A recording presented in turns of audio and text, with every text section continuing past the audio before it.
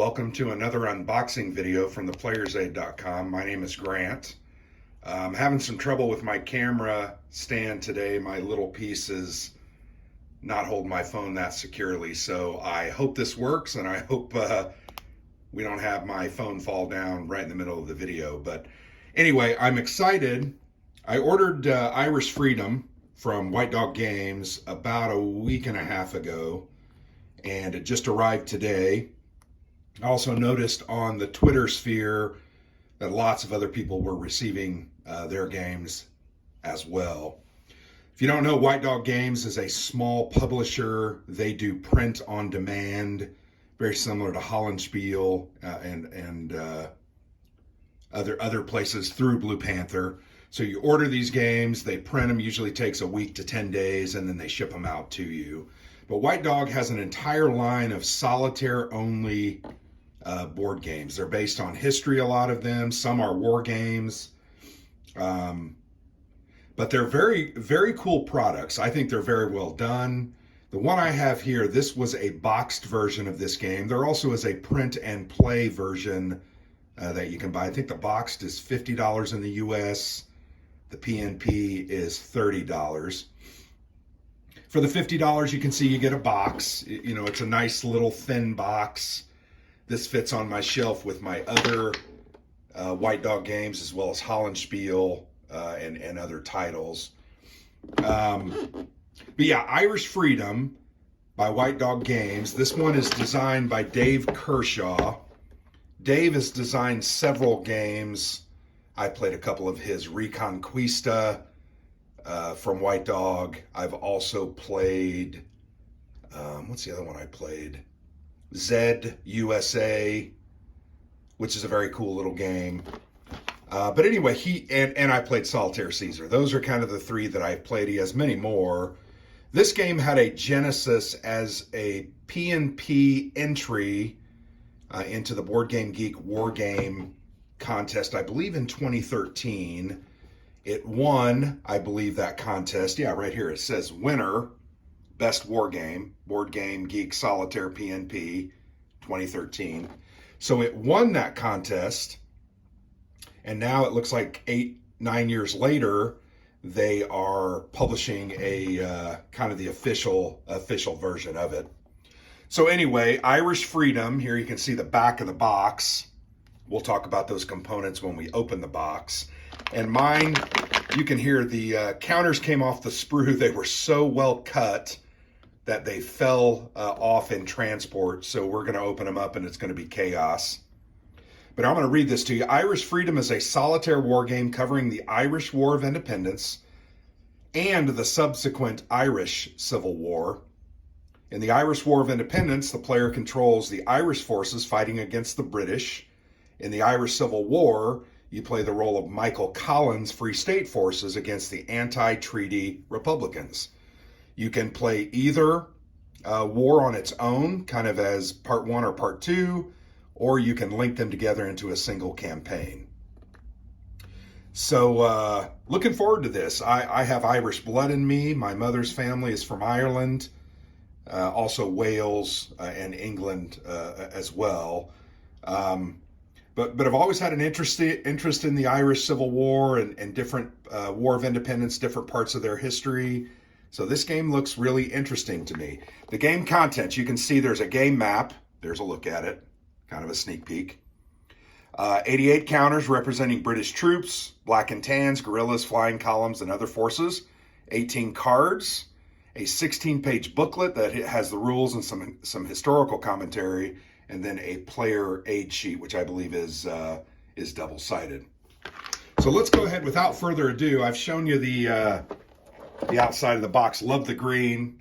I mean, that's perfectly perfect. That's actually perfect for an Irish game of some kind. So here you can see I opened the box, and I opened this earlier, but here's the little counter sprue. 88 counters. Remember, they're mostly one-sided. It looks like almost all of them are one-sided. But here, let's get you a look at it. There's different forces here. You have some Irish guerrillas. You have a turn marker there. You have regulars. Their strength and movement rates there are printed on the right. You have an armored car, a mob. And then up here you have, these must be Irish Republican forces, the yellow. You can see they have armored car as well. They have guerrillas, artillery, some different forces. And then you have the British forces at the top. Remember, sometimes you're either one of the games you're fighting the British Army, and then you're also fighting the Irish Civil War. So that's a look at those counters. I'm really losing them, and I'm going to go ahead and pop these off so that you can see them. They're really well-made counters. You don't clip these. These are not. They don't need to be clipped. They're laser cut, and you can see their corners are sharp. There's no fluff. The only problem sometimes is if you look in the center there, you'll see like a die cut mark where they cut them. But as long as they don't have a big burr or fluff on them, I don't mind. So anyway, that's a look at those counters. Once again, 88 of them. I'm going to go ahead and take those out, put them here on the box top, and you can see I've got tons of these spread out. When I picked it up off the porch, it immediately sounded, and I thought, oh, are those dice? No, there's no dice, but the counters had literally fallen out of the sprue. So there are 18 cards with this game. They have historical events, historical figures, and you can see there's Irish Civil War. And then there's Irish War of Independence. So there's probably 9 cards for each of these decks. I'm going to go ahead and I'll put that down. Let's go ahead and look at the Irish War of Independence here. You can see there's a Tom Barry, a personality. They talk about it here. And it tells you to place a flying column on any British unit in Kerry. If none, place it on any British unit in Cork. If still none, place it in a random area. The areas on the map have a number on them, so you're going to roll a 6-sider, and when you have to randomly place, that's where you're going to do it. But you can see there's another personality, Kevin Barry. Here you have an event, Belfast Riots, Army Auxiliaries, UVF Mobilization, Limerick Soviet, G Division, Bloody Sunday, and Reprisals. So those are examples of those historic cards. And once again, there's 2 of those decks. Let's go ahead and look at the rules. Nice looking rule book. Has some a picture of an Irish paper there on it. The rule book, I think, is 14 pages long. Let's go ahead and flip it over to the very back. And a lot of this is historical notes. Dave does a great job. So there's actually 16 pages. That's 15. The back is 16. But there's some historical notes here on different people. You can see here they even have a list of books, some podcasts where you can listen and get different information, and then some visit areas that you can visit. So it looks like the actual rules are somewhere between 8 and 10 pages. I would say 10 pages. Yep, 10 pages. And then there's 8 pages of historical notes. So anyway, that's a look at the rule book. It's a nice little rule book. I find that the player aids in these games are done very well and actually make it so you only have to refer to the rule book really once you kind of start playing and until you're comfortable with the game. So let's go ahead and take a look at the map. It is basically an 11 by 17, I'm sorry, 8.5 by 14 probably piece of paper, but it's thicker cardstock. You'll notice there is a crease in the middle, and I found that that's fairly typical with their games. It doesn't bother me, but you can see that this writing the West and then this die face kind of right on that crease. I'll put plexi over this when I play it. I have a smaller piece of plexi and it'll keep it nice and flat and organized. Very simple map though. You can see these are areas and they're represented by boxes. So you have Kerry, Cork, the West, Midlands, Dublin, and Ulster. You have a British eliminated box here, and then you have a turn track and a morale track. So it's pretty standard and simple. This is a simple solitaire game. You're really going to move your units around the board and fight. So you've got to understand how they can move, how much they can move, where they can move, etc. You can see you're going to move around. And then there's different die faces that are going to be random placements or numbers you have to roll to get into those areas, etc. So that's a look at the map. It's pretty simple.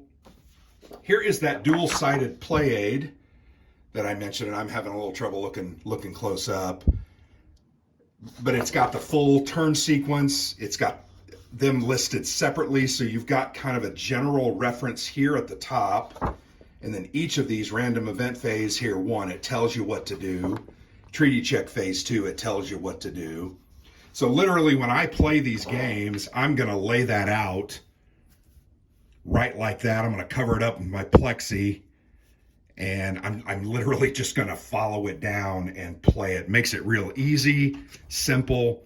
You even know here how you're going to get your victory points so that you can focus on that throughout the game. On the back side, oh, I see. This is for the Irish Civil War. One side's for the Civil War. The other side is for the War of Independence. This one's for the War of Independence. So it's virtually the same sequence of play,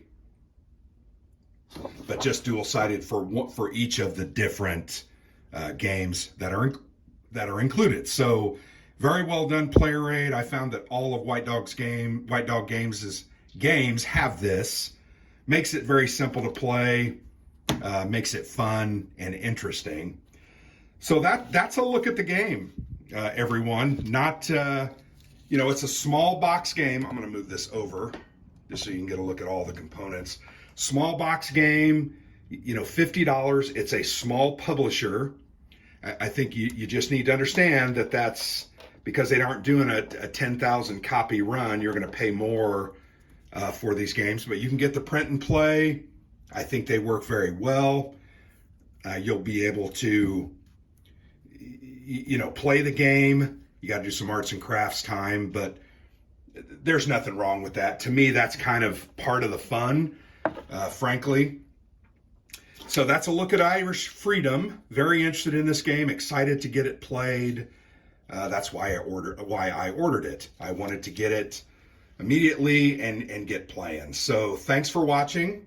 I will try to play through this. I'll do a review video, and I also will probably do at least a mechanics or a playthrough. It just depends on how long the game lasts normally. I'm not sure I saw that on the box itself. I read something on Board Game Geek. I feel like each of the games, the Civil War and then the War of Independence, each of them are about 45 to 50 minutes, but maybe I'm misremembering that. So anyway, that's a look at Irish Freedom. Thanks for watching. I've been Grant for the Player's Aid.